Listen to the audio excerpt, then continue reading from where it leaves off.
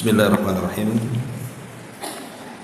Assalamualaikum warahmatullahi wabarakatuh. Alhamdulillah wassalatu wassalamu ala Rasulillah wa ala alihi wa sahbihi wa mawala wa la hawla wa la quwwata illa billahi wa barakatuh.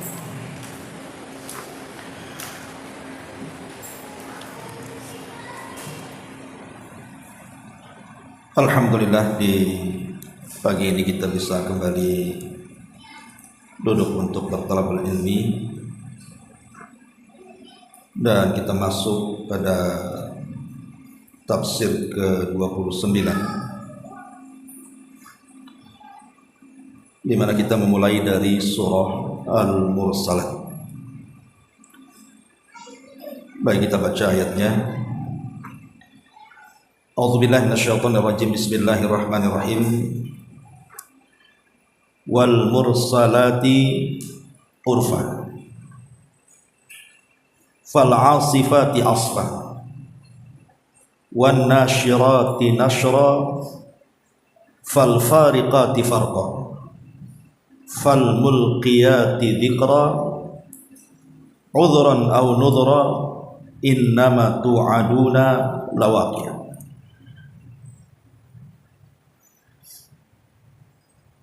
Demi malaikat-malaikat yang diutus untuk membawa kebaikan, dan demi malaikat-malaikat yang terbang dengan sangat kencang, dan demi malaikat-malaikat yang menyebar rahmat dan dengan seluas-luasnya, dan demi malaikat yang membedakan antara yang baik dan yang buruk dengan sejelas-jelasnya, dan demi malaikat yang menyampaikan wahyu untuk menolak alasan-alasan atau memberikan peringatan. Sungguh apa yang dijanjikan kepadamu itu pasti akan terjadi. Ma'asyiral muslimat yang dimuliakan Allah Subhanahu wa taala, surah Al-Mursalat ini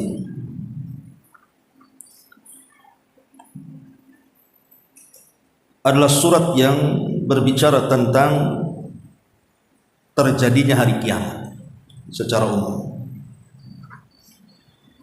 Makanya di antara yang membuat beruban Nabi sallallahu alaihi wasallam karena memikirkan ayat-ayat Al-Qur'an itu, salah satunya adalah ketika memikirkan surah Al-Mursalat ini. Baik, sebelum saya jelaskan tentang ayat per ayat dari surah Al-Mursalat ini,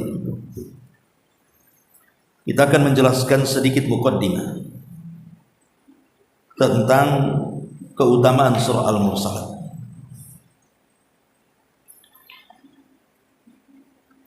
Yang pertama, bahwa surah Al-Mursalat ini termasuk surah Al-Mufassal. Artinya surat yang termasuk cukup panjang, yang semakna dengan Taurat. Karena Rasul mengatakan, utitu makanat Taurat, aku diberikan sekedudukan dengan Taurat, sab'at tiwan, 7 surat yang lumayan panjang, wa fuddilat bil mufassal, dan aku dilebihkan dengan ayat-ayat mufassal. Jadi termasuk dari keutamaan surah ini, Nabi sallallahu alaihi wasallam suka membaca di salat malam. Jadi ayat-ayat mufassal ini dibaca oleh Nabi sallallahu alaihi wasallam ketika melaksanakan salatul lail. Kemudian juga yang kedua, bahwa surat ini tadi saya sudah jelaskan yang membuat Nabi sallallahu alaihi wasallam beruban kepalanya. Ketika ditanya soal uban di kepala Nabi sallallahu alaihi wasallam, maka Rasul mengatakan karena dia memikirkan surah Hud, kemudian Al-Waqiah, kemudian Al-Mursalat, dan surah Amma Yatasa'alun, serta Idza Syamsu Kuwirat. Karena surat-surat ini, baik Hud, Al-Waqiah, Al-Mursalat, Amma Yatasa'alun, serta Idza Syamsu Kuwirat, ini bicara kedahsyatan hari kiamat. Dan terkadang Nabi SAW juga membaca di salat maghrib. Adapun perselisihan ulama tentang apakah dia makkiyah atau madaniyah, maka pendapat yang kuat surah Al-Mursalat ini adalah makkiyah.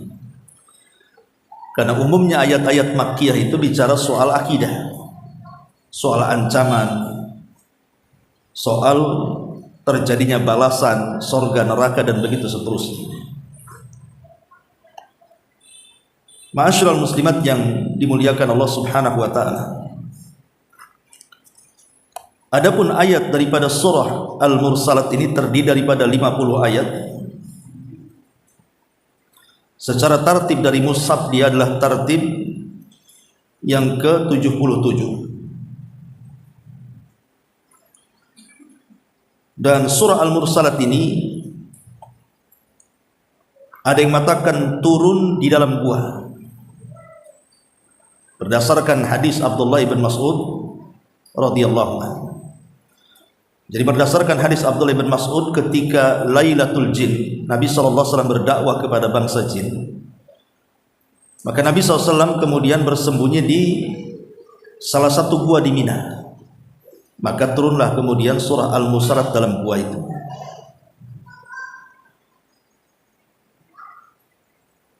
Wallahu a'lam.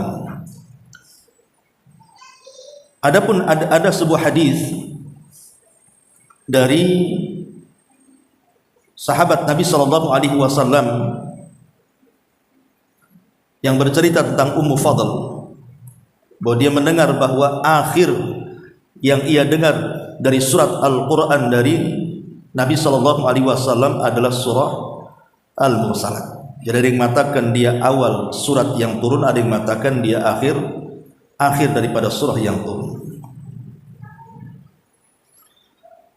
Taib, ini sekilas tentang mukaddimah surah Al-Mursalat. Kita masuk.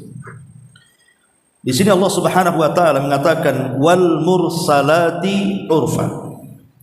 Demi malaikat-malaikat yang diutus untuk membawa kebaikan. Sebenarnya makna Al-Mursalat ini terjadi silang pendapat di antara ulama tafsir. Apa maknanya?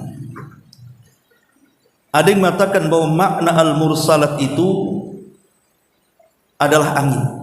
Jadi Allah Subhanahu wa taala bersumpah dengan angin.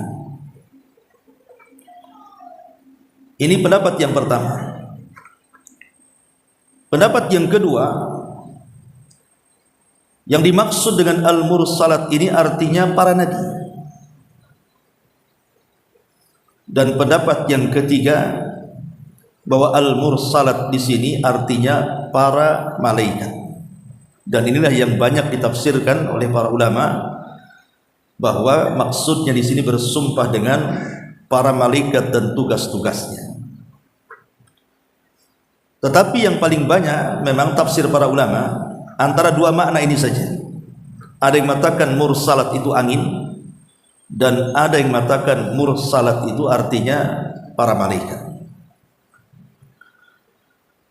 Baik, kita akan bicara soal angin dulu. Ketika Allah Subhanahu wa taala mengatakan wal mursalati urfa, demi angin-angin yang diutus untuk membawa kebaikan.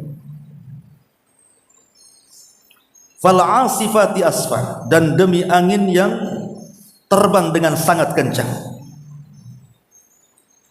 Wan nasyirati nashra, dan demi angin yang menyebabkan rahmat Allah turun dengan seluas-luasnya. Karena angin biasanya selalu membawa hujan, dan hujan itulah membawa rahmat. Fal fariqati farqa, dan demi angin yang membedakan antara yang baik dan yang buruk dengan sejelas-jelasnya. Artinya terkadang angin itu turun karena rahmat Allah, terkadang turun karena azab Allah. Fal mulkiyati dzikra, dan demi angin yang menyampaikan peringatan. Karena terkadang kalau ada angin kencang sampai kemudian mengangkat atap rumah, menggulingkan kendaraan, merobohkan pohon-pohon, terkadang kita takut. Dengan takut itulah terkadang kita istighfar, kemudian kita berzikir, Artinya angin juga bisa membawa peringatan kepada kita. Ma'asyiral muslimat yang dimuliakan Allah Azza wa Jalla. Sedikit bicara soal angin. Kita tahu bahwa angin ini salah satu daripada tanda-tanda kuasa Allah Subhanahu wa taala. Dan banyak manfaat di mana Allah Subhanahu wa taala menciptakan angin ini. Di antaranya dengan adanya angin ini terjadilah penyerbukan tumbuh-tumbuhan di mana-mana. Makanya terkadang ibu ini aneh, di kebun ibu tidak pernah nanam cabai, tiba-tiba ada cabai. Tidak pernah nanam kangkung, ada pula kangkung di situ. Berarti yang membawa biji-bijian itu adalah angin. Terjadilah penyerbukan di mana-mana. Akhirnya tumbuh di mana-mana tumbuh-tumbuhan. Kemudian yang kedua, terjadinya pergerakan awan sehingga terjadi hujan. Karena angin ini merupakan pembawa berita sebelum terjadinya hujan yang merupakan rahmat Allah Azza wa Jalla. Makanya terkadang sebelum terjadi hujan itu ada angin dulu. Ya. Ataupun angin ini juga oleh Allah Subhanahu wa taala dijadikan manfaat untuk manusia dalam pelayaran. Zaman dulu kalau perahu itu kan kadang-kadang pakai layar kan gitu, ngikutin arah angin. Nah, sekarang juga masih lah, kalau mati mesin biasanya mereka akan membentangkan layar. Lah angin itulah yang kemudian menggerakkan perahu-perahu itu. Atau lebih daripada itu, angin juga bisa dijadikan tunggangan. Dan itu yang terjadi kepada mukjizatnya Nabi Allah Sulaiman. Ketika Nabi Allah Sulaiman alaihi salatu wassalam menyembelih kuda-kuda balapnya, kuda-kuda perangnya, kuda-kuda jihadnya, karena telah melalaikan dia dari sholat. Akhirnya keesokan harinya disembelih sebuah kudanya, kemudian dagingnya disedekahkan kepada fuqara wal masakin. Maka karena Nabi Allah Sulaiman sudah meninggalkan hal-hal yang melalaikan karena Allah Subhanahu wa taala, maka Allah ganti dengan cara apa? Ditundukkan angin kepada Sulaiman. Yang tadinya naik kuda itu bisa 1 bulan, dengan angin saja cuma sebentar saja. Dan di sini ada kaidah, man taraka syai'an lillahi awadallahu khairan minhu. Siapa yang meninggalkan sesuatu karena Allah, pasti Allah akan ganti. Jangan khawatir. Kemudian juga di antara faedah-faedahnya tentu banyak, tetapi terkadang juga angin ini juga digunakan oleh Allah sebagai azab. Seperti yang terjadi kepada kaum Ad. Nabi SAW bersabda,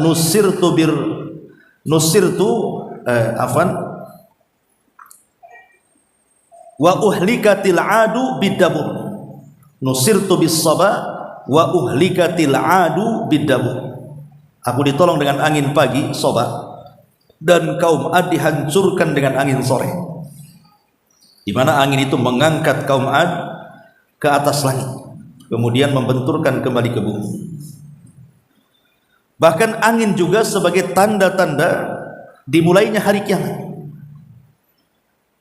Karena sebelum kiamat Allah Subhanahu wa taala akan mengutus angin yang sangat dingin sekali, kemudian menerpa ketiak-ketiak orang-orang yang memiliki keimanan sebiji dzarrah.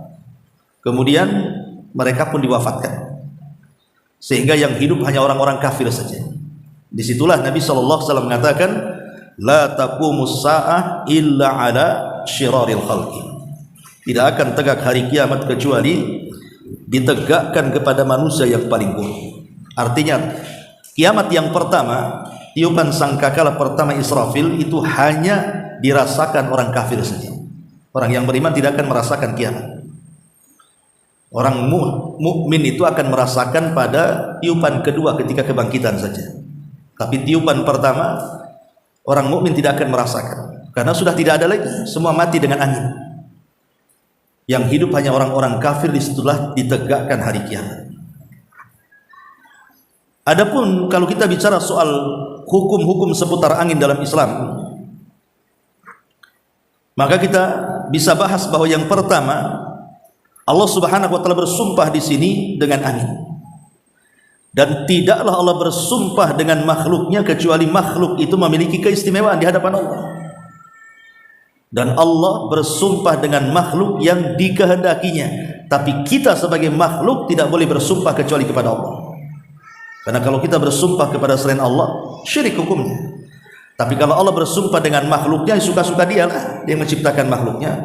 Tetapi tidak semua makhluk dijadikan sumpah oleh Allah, kecuali makhluk itu punya keistimewaan di hadapan Allah. Lah angin itu memiliki keistimewaan di hadapan Allah Azza wa Jalla, karena dengan angin itulah Allah menurunkan rahmatnya. Kemudian yang kedua, bahwa di antara bentuk rahmat yang Allah Subhanahu wa taala turunkan kepada kita dengan menurunkan hujan. Dan hujan ini ada kaitan dengan angin. Hujan ini ada kaitan dengan angin. Makanya Allah mengatakan dalam surah Al-Furqan ayat 48, wa huwa alladhi arsala riyaha bushra baina yaday rahmatihi wa anzalna minas sama'i ma'an tahura. Dialah yang telah mengutus angin sebagai kabar gembira di depan rahmat Allah Subhanahu wa taala, dan kami turunkan dari langit air hujan yang suci. Ma'asyiral muslimat yang dimuliakan Allah Subhanahu wa taala, dan itu bentuk rahmat. Dengan turunnya hujan adalah bentuk rahmat. Kemudian juga menolong para nabi, seperti Nabi SAW ditolong dalam setiap peperangan itu dengan angin soba. Termasuk juga Allah Subhanahu wa taala mudahkan para nelayan dan kapal-kapal pengangkut barang di lautan itu, dimudahkan dengan rahmatnya, didorong oleh angin ke tempat yang mereka tuju. Ma'asyiral muslimat yang dimuliakan Allah Subhanahu wa taala, adapun angin sendiri adalah makhluk dari makhluk-makhluk Allah Subhanahu wa taala yang Allah tundukkan kepada manusia. Maka dari sini, satu, tidak boleh mencela angin, karena itu bagian daripada rahmat. Tidak boleh mencela angin. Nabi SAW mengatakan, la tasubur rih, fa idza ra'aitum ma taqrahun faqulu Allahumma inna nas'aluka min khairi hadhihi rih wa khairi ma fiha wa khairi ma umirat bihi wa na'udzubika min syarri hadhihi rih wa syarri ma fiha wa syarri ma umirat bihi. Kata Nabi SAW, jangan mencela angin. Apabila kalian melihat sesuatu yang tidak suka dari angin ini, boleh jadi ini angin makin kencang nih, wah ini bisa bahaya, bisa ngangkat rumah, bisa numbangin pohon dan begitu seterusnya, maka berdoalah kepada Allah, ya Allah, saya meminta kepadamu dari kebaikan angin ini dan kebaikan yang dibawanya, dan aku berlindung dari angin ini, dari keburukan angin ini dan keburukan apa yang dibawanya. Jadi kita disuruh untuk tidak boleh mencela angin. Kalaupun kita ini melihat nampak ada bahaya, maka berdoalah seperti ini.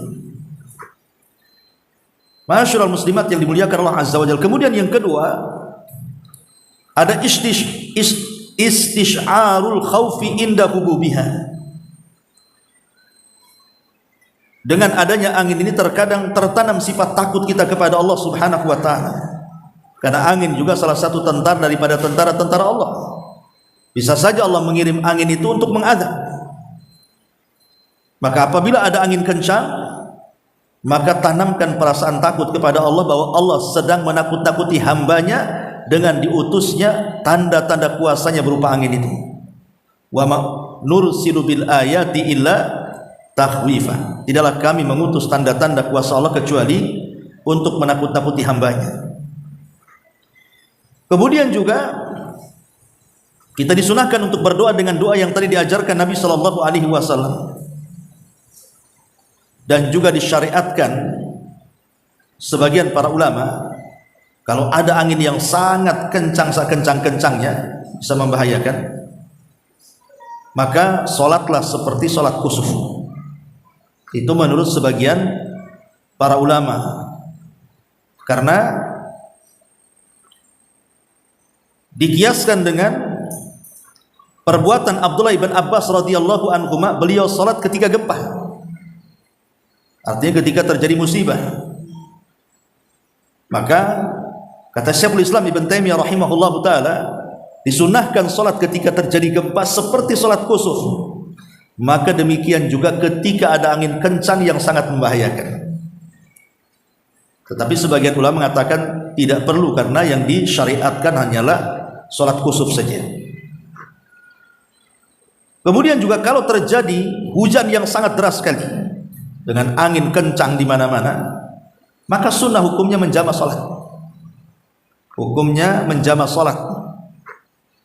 Atau ketika angin yang membawa rasa yang sangat dingin dan menyengat masuk ke kulit. Kan ada negara-negara itu kalau musim dingin kemudian datang angin itu menusuk tuh itunya, dingin-dinginnya ke dalam badan itu. Maka boleh menjamak salat. Duhur ditarik asar atau sebaliknya, maghrib ditarik ke isya atau sebaliknya. Kemudian juga diantaranya adalah al-mubadaratu ila fi'lil khairat. Kalau ada angin kencang, sekencang-kencangnya, maka bersegeralah kita berbuat baik, beristighfar, berzikir, bersedekah. Takut ada apa-apa gitu maksudnya. Ini diantara hukum-hukum seputar angin. Ma'asyiral muslimat yang dimuliakan Allah Subhanahu wa taala. Baik, kita kembali bahwa kalimat al-mursalati urfa maksudnya adalah angin. Tapi ada penafsiran yang lain mengatakan bahwa yang dimaksud wal mursalati urfa, jadi mursalat di sini siapa? Maksudnya adalah para malaikat. Dan ini yang banyak ditafsirkan oleh para ulama tafsir. Maksud al mursalat di sini artinya para malaikat. Urfa itu artinya ma'ruf, diambil dari kata ma'ruf artinya kebaikan. Jadi malaikat-malaikat yang diutus oleh Allah Subhanahu wa taala untuk sesuatu yang ma'ruf. Sesuatu yang ma'ruf ya tentu maknanya adalah malaikat-malaikat yang datang ataupun diutus oleh Allah Subhanahu wa taala untuk membawa kebaikan. Berupa diturunkannya wahyu atau yang semacamnya. Adapun kemudian Allah Subhanahu wa taala mengatakan fal asifati asfa, dan para malaikat-malaikat yang terbang dengan sangat kencangnya. Artinya malaikat-malaikat yang mereka senantiasa tunduk dengan perintah Allah. Jadi kalau ada perintah itu maka mereka langsung melaksanakannya. Maka akan terbang secepat mungkin untuk melaksanakan apapun yang diperintahkan Allah. Tidak seperti kita lelet-lelet suruh sholat aja nunggu-nunggu gitu ya, nanti-nanti. Malaikat tidak. Apabila Allah Subhanahu wa taala sudah memerintahkan sebuah perintah, maka Allah katakan la ya'sunallaha ma amarahum wa yaf'aluna ma yu'marun. Jadi mereka senantiasa menjalankan semua perintah Allah Subhanahu wa taala. Makanya malaikat-malaikat yang sedang bertugas itu mereka terbang dengan sangat kencangnya untuk melaksanakan perintah Allah Subhanahu wa taala. Kemudian wan nasyirati nashra, dan malaikat-malaikat yang menyebarkan rahmat dengan seluas-luasnya. Makanya lihat tugas para malaikat itu macam-macam, ada yang menurunkan hujan, ada yang menumbuhkan tumbuh-tumbuhan, ada yang kemudian membuat negeri itu berkah, dan begitu seterusnya. Tugas malaikat memakmurkan negeri, memakmurkan sebuah daerah itu karena tugas dari Allah Subhanahu wa taala. Wan nasyirati nashra fal fariqati farqa, dan ada malaikat-malaikat yang membedakan antara yang baik dan yang buruk. Artinya malaikat-malaikat ini setelah diutus oleh Allah Subhanahu wa taala menurunkan kebaikan berupa wahyu, maka di antara pengaruh daripada wahyu itu adalah membedakan yang hak dan yang batil. Jadi yang membedakan hak dan yang batil itu pengaruh daripada para malaikat yang menurunkan kitab-kitabnya dari Allah Subhanahu wa taala kepada para nabinya. Karena kitab yang dibawa oleh para malaikat itu isinya adalah berusaha untuk memisahkan mana yang hak, mana yang batil. Makanya Allah mengatakan fal fariqati farqa. Farqa itu artinya pemisah antara hak dan yang batil. Kemudian fal mulkiyati dzikra, dan malaikat yang berusaha menyampaikan peringatan. Maksudnya menurunkan wahyu, menurunkan inzar dan begitu seterusnya dari Allah Subhanahu wa taala. Jadi Al-Mursalat ini secara global menceritakan tentang tugas-tugas para malaikat, di mana Allah Subhanahu wa taala bersumpah dengan malaikat karena malaikat adalah makhluk yang sangat mulia di hadapan Allah. Makanya Allah menjadikan bersumpah dengan para malaikat-malaikatnya. Apalagi malaikat itu makhluk yang tidak pernah bermaksiat, makhluk yang senantiasa tunduk dan patuh kepada perintah Allah Subhanahu wa taala. Baik, sedikit bicara soal para malaikat yang kita petik dari beberapa atau permulaan surah An-Nazi'at ini. Ma'asyiral muslimat yang dimuliakan Allah Azza wa Jalla, kita tahu bahwa malaikat ini makhluk yang berakal pertama yang Allah ciptakan. Sebelum Allah menciptakan jin dan manusia, malaikat itulah yang pertama diciptakan. Dan itu sesuai dengan urutan. Dalam sabda Nabi sallallahu alaihi wasallam, Nabi sallallahu alaihi wasallam mengatakan, "Khuliqatil malaikatu", fatkan kepada kalian. Berarti di sini makhluk yang berakal itu yang pertama diciptakan malaikat, kemudian jin, kemudian manusia. Jadi manusia terakhir. Ya. Makanya kalau kita lihat bahwa ketika Allah Subhanahu wa taala memerintahkan kepada para malaikat untuk sujud kepada Adam, maka semua sujud kepada Adam kecuali iblis. Kisahnya begini. Jadi Allah Subhanahu wa taala menghabarkan kepada para malaikat bahwa Dia akan menciptakan Adam. Maka para malaikat mengatakan kepada Allah, "Ya Rabb, apakah Engkau akan menciptakan makhluk yang sebelumnya sudah ada makhluk yang pernah menumpahkan darah dan merusak bumi?" Kan begitu ayatnya. Sebagian ahli tafsir mengatakan maksudnya malaikat mengucapkan kalimat itu karena sebelum manusia sudah ada bangsa jin yang merusak di bumi dan menumpahkan darah. Makanya ketika Allah menciptakan Adam, malaikat ngomong, "Ya Rabb, apakah Engkau akan menciptakan makhluk yang akan menumpahkan darah?" Dari mana taunya malaikat? Adam aja belum diciptakan, kan baru dihabarkan. Rupanya malaikat mengkias makhluk yang akan diciptakan itu dengan makhluk yang sudah ada sebagai makhluk perusak. Itulah jin. Dari sini kita tahu bahwa ciptaan jin itu sebelum manusia, dan malaikat diciptakan sebelum jin. Itu maksudnya. Ya. Ma'asyiral muslimat yang dimuliakan Allah Subhanahu wa taala. Adapun lebih jauh daripada itu bicara tentang malaikat. Jadi ada beberapa sifat malaikat itu, diantaranya adalah dia tercipta dari cahaya. Kemudian yang kedua, malaikat itu memiliki sayap. Malaikat itu memiliki sayap, dan yang paling banyak sayap yang dimiliki malaikat adalah sayap Jibril. Karena pernah dilihat Nabi dalam bentuk aslinya, di mana Jibril itu memiliki 600 sayap. Yang satu sayap itu terbentang antar ufuk, artinya memenuhi bumi dan langit. Ya, ada juga yang punya 2, yang punya 4, dan begitu seterusnya. Dan para malaikat itu juga memiliki badan yang sangat besar. Jadi badan para malaikat itu jauh lebih besar dibandingkan manusia. Bahkan ada satu malaikat itu yang disifatkan Nabi sallallahu alaihi wasallam seolah-olah tidak masuk di akal. Malaikat yang memikul arsy.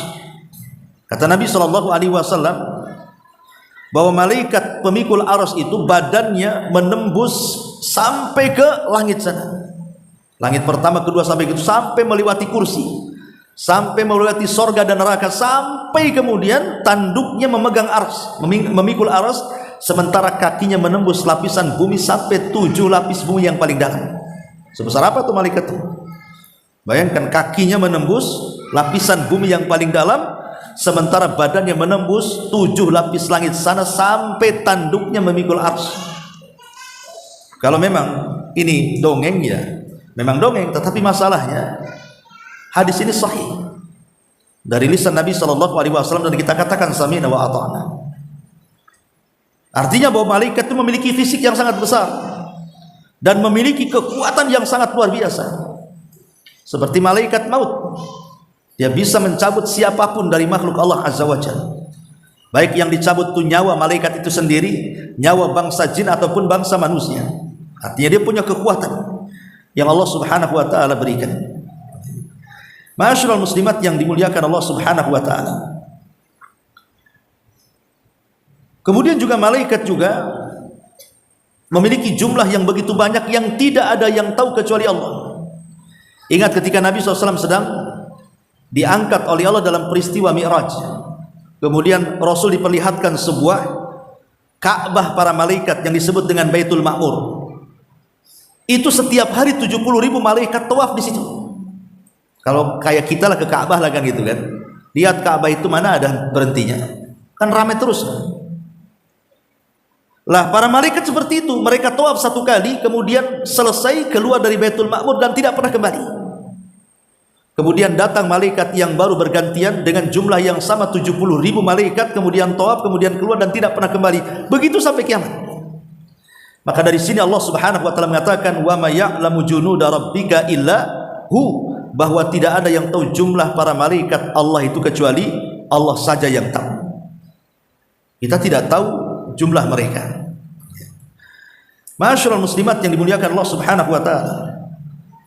Adapun di antara tugas-tugas yang masyhur di antara para malaikat adalah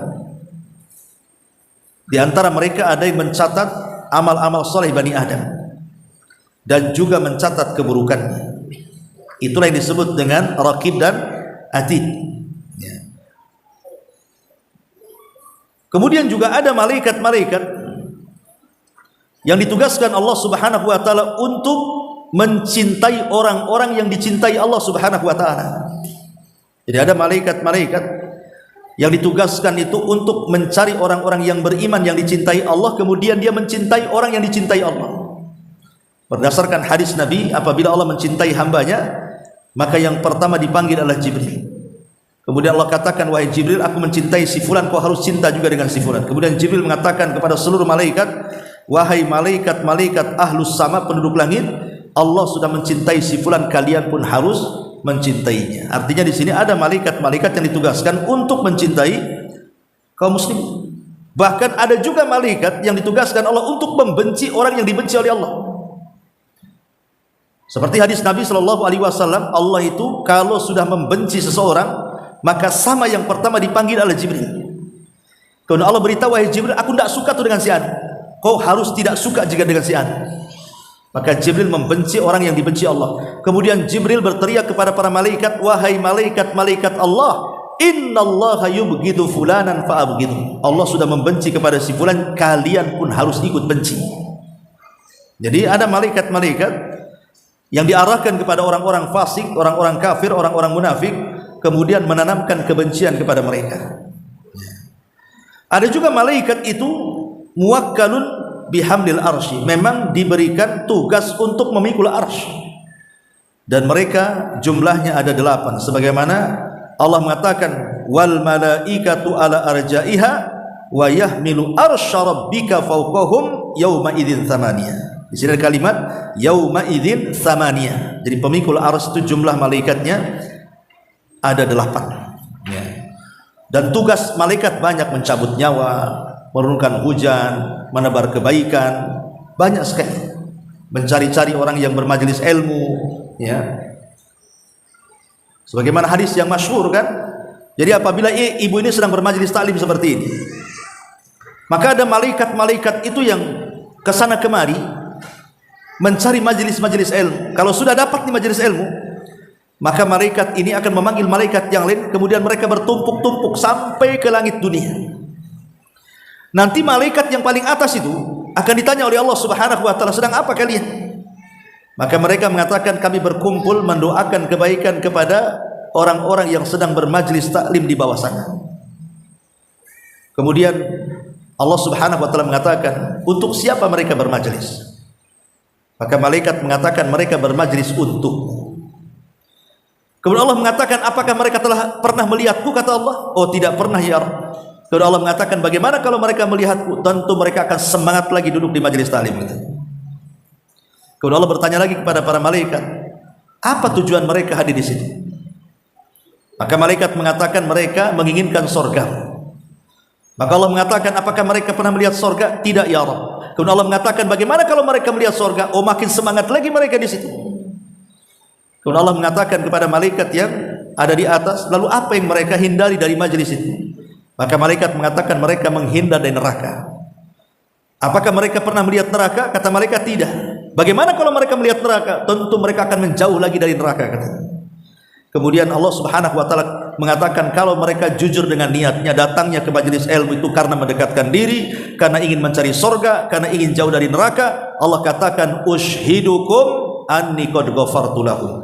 Saksikan wahai para malaikat, aku sudah ampuni itu dosa-dosa orang-orang di situ. Jadi ibu harus meluruskan 3 perkara kalau ngaji supaya dosanya diampuni, gitu maksudnya. Pertama, niatnya karena Allah, bukan karena ingin nagih hutang di majelis taklim, atau ingin ketemu kawannya, atau susah tidur saja di pengajian sini. Jadi niatnya betul-betul karena Allah. Yang kedua, memang cari surga.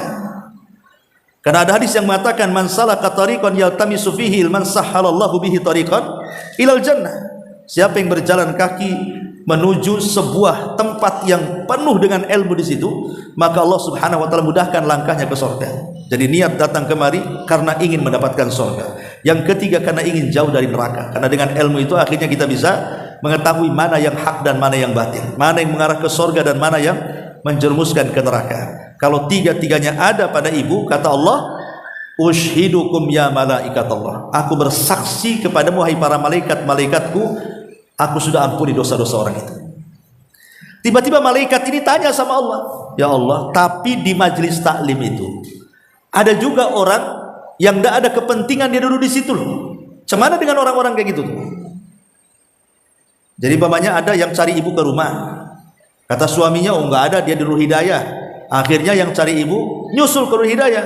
Terpaksalah dia duduk demi nunggu ibu, tidak ingin ngaji, hanya nunggu saja. Tapi karena dia duduk dan mendengarkan, jadi malaikat bertanya, macam mana orang yang kayak gini nih? Dia duduk tanpa ada hajat, tanpa ada keperluan, tapi dari awal sampai akhir dia duduk di situ tuh. Maka Allah mengatakan, aku juga mengampuni dosanya, dan sungguh dia telah bermajlis humul qaum la yashqa jalisuhum. Sungguh dia telah bermajlis dengan sebuah majlis yang tidak akan pernah binasa selamanya. Artinya tidak akan pernah celaka. Lah kalau enggak ada niat ngaji, duduk saja dapat pahala kan? Diampuni dosanya dan dia tidak akan celaka. Macam mana yang memang niat datang itu untuk ngaji? Nah, lebih besar lagi tentu pahalanya. Ya. Jadi ada malaikat-malaikat Allah Azza wa Jalla itu dia mencari-cari majelis taklim. Ada juga malaikat itu tugasnya di hari Jumat itu dia berdiri tuh di pintu masjid tuh. Kemudian mencatat bapak-bapak yang masuk ke masjid di hari Jumat itu. Nanti kalau dia masuk kemudian memenuhi sop pertama, malaikat catat pahala orang ini sama dengan berkurban seekor unta.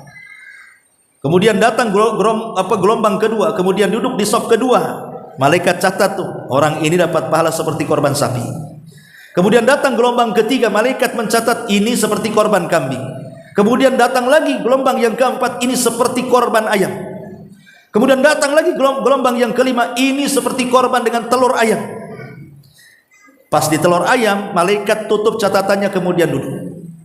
Berarti setelah 5 sap ke belakang, berarti tidak dapat. Ya di bawah telur lah apa namanya. Ya. Nah, itu ada malaikat-malaikat yang mencatat seperti itu. Dan ada malaikat-malaikat yang bertugas itu khusus melaknat. Khusus melaknat saja dia. Ya salah satunya melaknat ibu. Yang kalau diajak suami berhubungan kemudian ibu dengan berbagai macam alasan menolaknya, maka ibu dilaknat malaikat itu sampai subuh. Ya. Jadi ada khusus malaikat itu yang tukang laknat ibu-ibu. Bayangkan. Jadi tugas malaikat itu macam-macam. Ya. Karena di sini dalam surah Al-Mursalat itu Allah Subhanahu wa taala menjelaskan tentang tugas-tugas para malaikat. Masyarul muslimin muslimat yang dimuliakan Allah Subhanahu wa taala. Malaikat ini sangat dekat dengan manusia. Semenjak kemudian Allah Subhanahu wa taala memerintahkan sujud para malaikat dengan Bani Adam, dengan Nabi Adam alaihi salatu wasallam, maka sejak itulah ada hubung kait antara malaikat dengan manusia. Sejak malaikat sujud kepada Adam, sujud penghormatan tentunya, sejak itulah ada hubung baik antara Bani Adam dengan para malaikat. Makanya kemudian kita lihat di zaman Nabi SAW saja, bagaimana malaikat itu turun ke bumi. Terkadang di antara mereka itu tasyakul itu beralih rupa. Dan biasanya kalau mendatangi Rasul ataupun para sahabat, selalu mencari sahabat yang paling tampan, kemudian akan beralih rupa dengan sahabat itu. Dan yang biasa dilakukan malaikat Jibril contohnya adalah menyerupai siapa? Dihyatul Kalbi, sahabat yang paling tampan dari kalangan muhajirin. Tuh kalau jualan ke Syam, semua gadis-gadis Syam itu melongo karena ketampanan Dihya al-Kalbi. Dan Jibril kalau datang menemui Rasul, ya tasyakul dengan Dihya supaya tidak menakutkan. Sampai Aisyah radhiyallahu anha pernah melihatnya. Jadi setelah perang Ahzab, kaum muslimin menang. Nabi SAW langsung pulang kemudian mandi, padahal masih belum rampung tugasnya. Apa itu? Menyerang Bani Quraidah. Tapi Rasul sudah mencabut baju besinya, sudah meletakkan pedangnya. Datang Jibril dalam bentuk Dihyatul Kalbi di atas kuda putih, tiba-tiba berteriak, "Keluar wahai Muhammad," gitu. Nabi sedang mandi. Maka Rasul keluar. Kemudian kaget Jibril datang dan mengatakan, "Wahai Muhammad, kami para malaikat belum mencabut baju besi dan pedang kami. Kenapa kau cabut?" katanya. "Pasang kembali, ambil pedangmu, perintahkan para sahabatmu serbu Bani Quraidah." Lah kala itu Rasul sedang berdiri di tanah, sementara Jibril dalam bentuk Dihya berdiri di atas kuda. Jadi Aisyah ini dari kejauhan heran, ini sahabat tidak punya adab ini, kata. Harusnya dia yang turun, Nabi yang naik kan gitu. Masa Nabi di bawah, sahabat ngomong dari atas kuda? Ini qillatul adab, sedikit adab gitu. Aisyah datang kalau itu Jibril gitu maksudnya. Jadi selesai percakapan-cakapan itu, kemudian Aisyah bertanya, "Ya Rasul, aku melihat engkau dengan Dihya, lagi ngapain kau di situ?" katanya. Kata Rasul mengatakan, "Ya Aisyah, apakah engkau melihatnya?" Maksudnya Dihya dalam malaikat dalam bentuk Dihya. Kata Aisyah, "Ya." Kemudian Rasul mengatakan, "Itu bukan Dihya, itu Jibril. Dia mengirim salam kepadamu. Tetapi karena engkau sudah melihatnya, engkau akan mengalami kebutaan di akhir hayatmu." Betul. Ketika Aisyah sudah tua, dia buta. Kemudian dia memanggil-manggil pembantunya. Kalau sudah meraba-raba ada satu barang, entah barang apa, dia akan panggil pembantunya, "Tolong sedekahkan barang ini ke sana." Nanti diraba-raba lagi, besoknya dapat barang lagi, "Tolong sedekahkan," sampai habis barang satu rumah disedekahkan. Kemudian pembantunya mengatakan, "Wahai Ummul Mukminin, engkau sedekahkan semua barang, kok akan makan apa di sini?" gitu. Maka Aisyah radhiyallahu mengatakan, akhirat itu jauh lebih baik dan lebih kekal. Kemudian setelah habis barangnya, selang beberapa waktu setelahnya Aisyah pun meninggal dunia di atas amalan sedekahnya yang luar biasa. Itulah Ummul Mukminin Aisyah radhiyallahu anha. Lah di sini dan tugas-tugas malaikat tentu banyak sekali ya. Lah di sini Allah Subhanahu wa taala ketika bercerita tentang surah Al-Mursalat, ya, ini semua adalah sumpah-sumpahnya. Untuk apa Allah Subhanahu wa taala bersumpah di sini? Untuk sebuah peristiwa yang pasti terjadi. Innama tu'aduna lawaqi. Sungguh apa yang dijanjikan itu pasti terjadi. Maksudnya apa? Hari kiamat. Bagaimana kondisi hari kiamat dalam surah Al-Mursalat ini? Tentu ini pembahasan yang cukup panjang. Insyaallah kita akan lanjutkan di minggu depan. Kita baru masuk dalam muqaddimah juz ke-29. Baik, sampai di sini Bu. Saya minta maaf tidak terjawab Bu, karena jam 10 saya harus jemput ada tamu dari Singapura. Jadi saya harus buru-buru. Subhanakallahumma wa bihamdika, asyhadu an la ilaha illa anta, astaghfiruka wa atubu ilaik.